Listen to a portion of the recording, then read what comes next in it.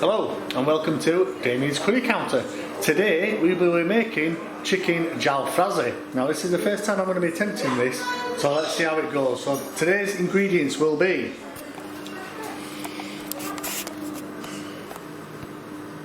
half a red bell pepper and half a green bell pepper, half a brown onion and about 5 to 6 thin green chilies, obviously chicken thighs, my spice mix powder, chili powder, Kashmiri chili powder, pure butter ghee, kasuri methi, garam masala, tandoori masala, Kashmiri basil mix, tomato puree, ginger and garlic paste, and a splash of lemon juice. All ingredients I will put, and how much I used, I will put at the end of the video. So yeah, so this is the first time I'm going to do chicken jalfrazi. So as I say, let's get cooking. Alright, so what we're doing now is we are cooking the chicken thighs. I've chopped them up into a fine, small pieces, diced pieces for this curry. I've got mine on. I'm using an induction hob, so I've got mine set on number 8. A little bit of oil, only 3 tablespoons just of oil, just to give it a bit of a glaze, because you're going to be cooking with the moisture that comes out of the chicken anyway, as you can see from the bubbles. So again, keep cooking this, keep turning and everything like that, making sure the chicken goes nice and brown.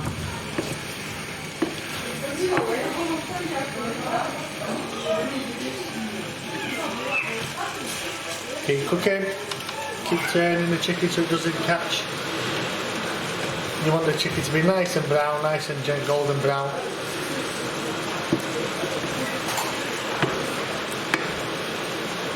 And then once it's all cooked, put it to the side. We should be adding this to the actual curry later on.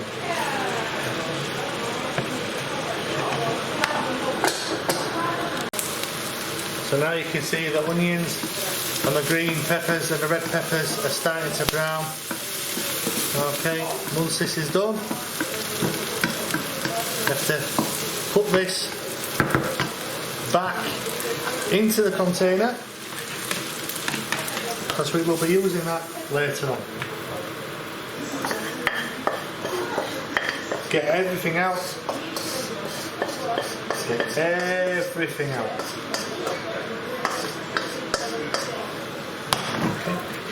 Like I said, we'll be using that in a bit.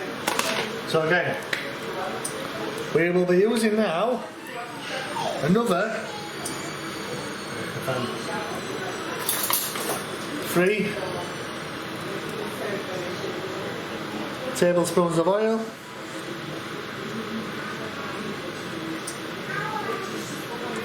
Keep it on a nice, get the heat up on that one again. So I'll put that to number 6.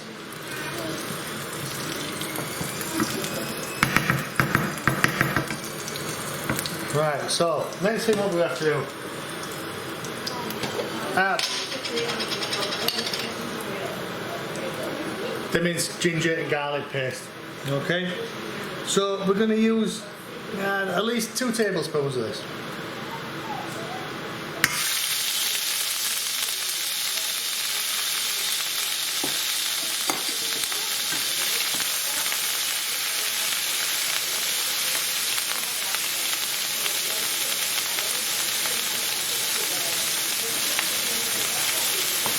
Just give it a nice mix. Straight away, you can see the oil's mixing with the paste. Now we can add 1 tablespoon of butter ghee. Okay, I'm going to go with a little bit more. The only reason why I'm using a little bit more is because I'm doing a big batch.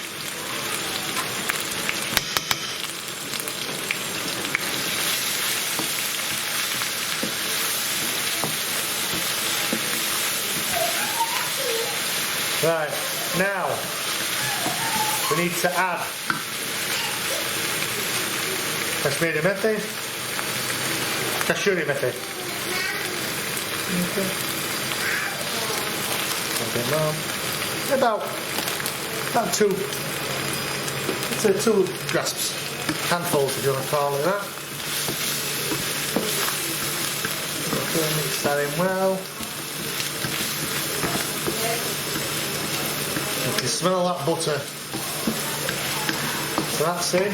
Now we're going to use all the powders which I told you we were going to be using. So in this powder mix, there is a mixture of spice mix powder, which I use on every curry I use. Then you've got a teaspoon of chili powder, a teaspoon of garam masala, 1 teaspoon or 1.5 to 2 tablespoons of tandoori masala, and I'd say at least 1 and 1.5 teaspoon of salt. Obviously the Kashmiri methi leaves, so we'll bang that in. Mix it well. It is going to thicken up like this, it's going to get really hard. It does that. And a pinch of water.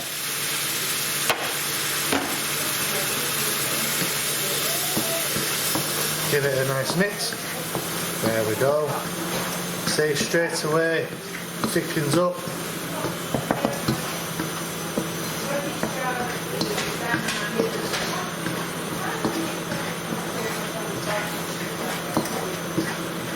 You want to get the pan a little bit hot so it sticks, so the ingredients stick to the bottom of the pan, because when it does this, the burnt part gives it a bit more flavour, I find. But also just make sure that you do scrape it off, because you don't want it sticking to the pan where it's not easy to get off, should I say. Alright, a little bit more water.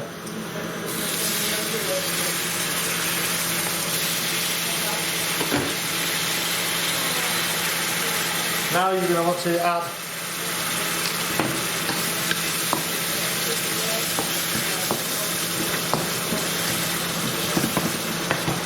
want to add at least 4 tablespoons of tomato puree.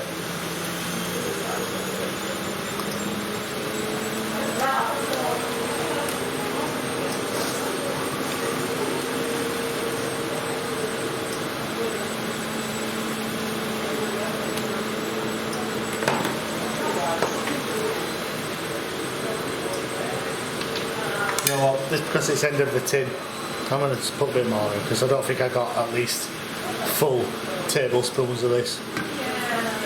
That'll do. Okay. Again, giving it a nice good stir. Getting the heat on the spices. Again, add a little bit more water. Keep giving it a nice stir.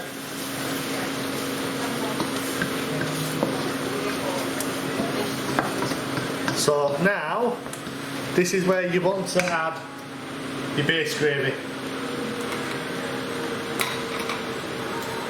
So with base gravy, I pre-make it and I freeze it, and then when I'm doing a curry, or making a curry, I get it out and defrost.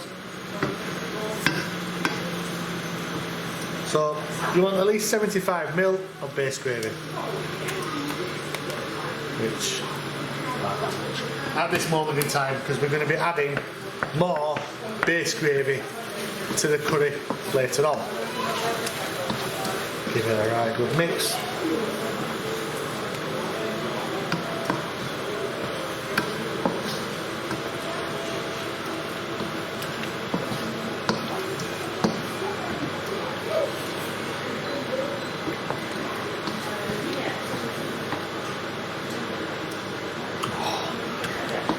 Very nice. Now we're going to add the chicken.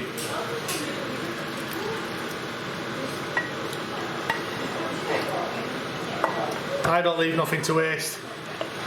Scrape everything off you can. There's all them juices, all the oil that you're cooking in before with the chicken. Bang it in. Again, give it a good mix in.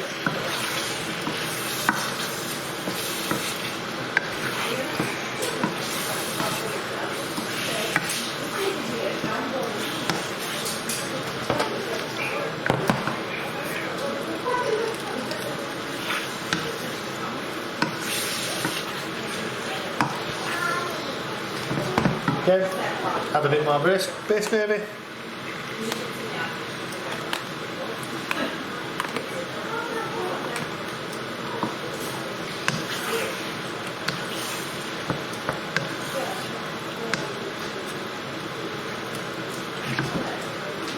And I always add a little bit more water as the base gravy, because the base gravy is quite thick after you've cooked it. When you've left it to freeze and you left it to, to defrost, it comes out quick because it takes all the water out of the liquid. Let's get some heat up in that.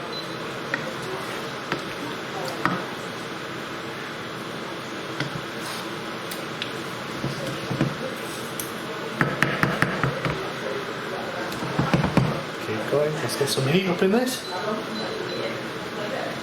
And then you want to heat it up so it starts making craters in the gravy. And when you mean craters, you'll see exactly what I mean by craters.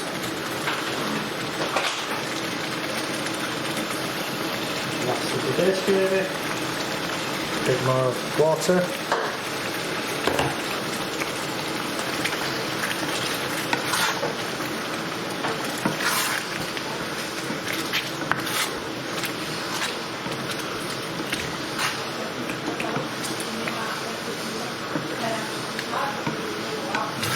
Give it a right good stir.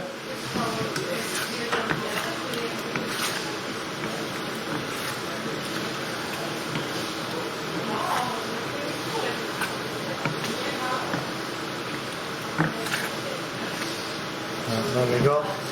Right. Let's leave that now for a bit so it cooks a little bit and it sticks.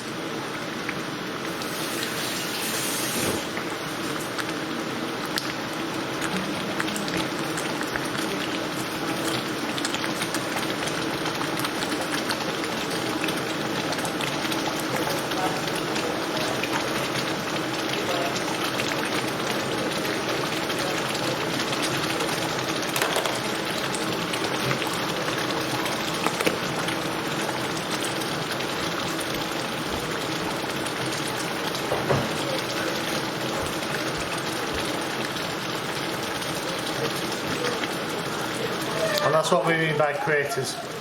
It's bubbling through the curry. Like I said, you don't want it to catch at the bottom so it burns the chicken. You want to make just keep on stirring it so it catches the chicken. Because all them flavours at the bottom of the pan make this curry more edible and more. The flavours that come out of it is really nice.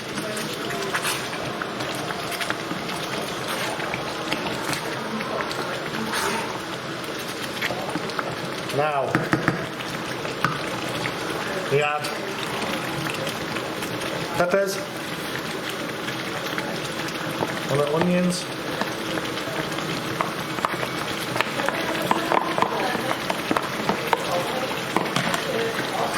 give it a stir.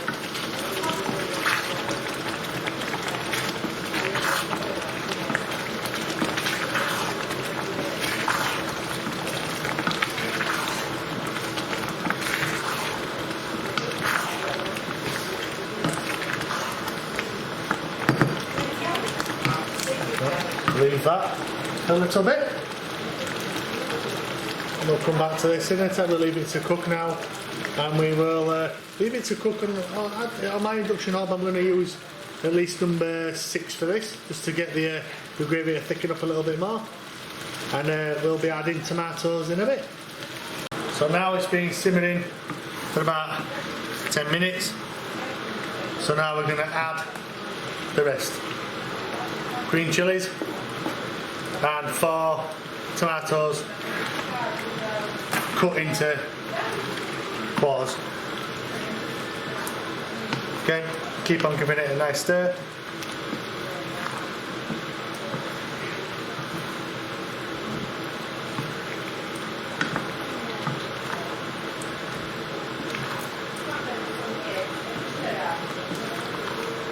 So you've got a mixture of vegetables in there, chilies, tomatoes, green peppers, red peppers, onions, and again leave that to simmer. If you feel like you need to add a little bit more water, go ahead and do so. Like we said, we're going to make this get all the mixtures together, and also, which I forgot to mention, we will be adding some red food colouring. This is optional, but to me this is essential because I'm going to be turning the curry a little bit darker than what it should be.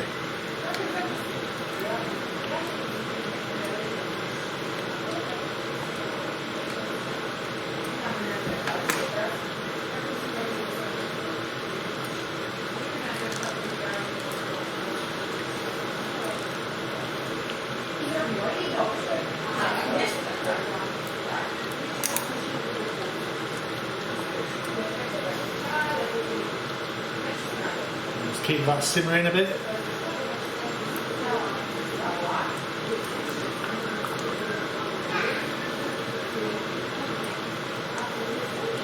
While you're doing that, just keep on stirring it. Oh, an escapee.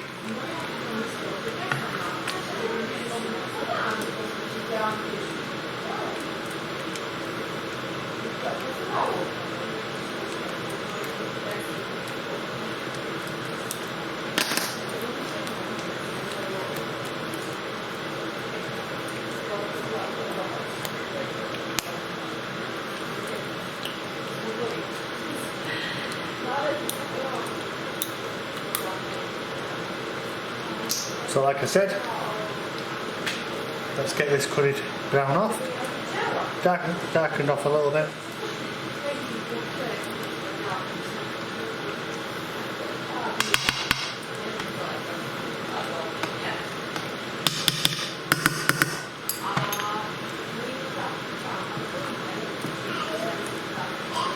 This is optional, but I want this curry to be nice and dark.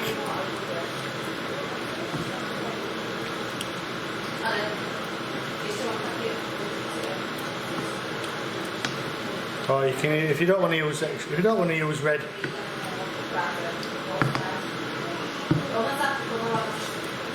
you can use beetroot powder if you want to do that.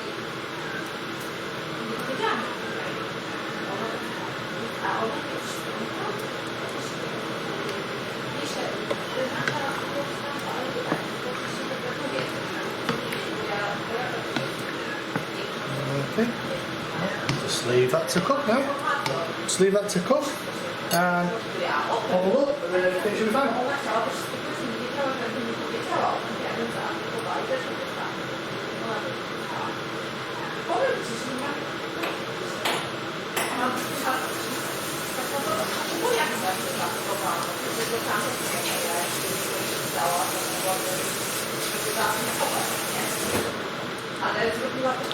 We will now leave this to bubble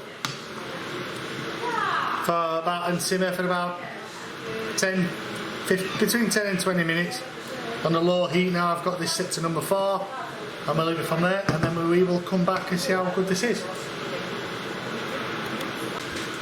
And there we have it, people. There we have it, people. This is the final bit of the curry and it is all done, all prepared. Okay, so you can serve this with rice, naan bread, or just eat it as it is tomorrow I will be eating this with naan bread and rice. Okay, so again, if you like what you see and you've liked what what I've cooked, please like, subscribe to my channel. Oops. And I will continue to cook more curries as I go on. Again, thank you for your support. Goodbye.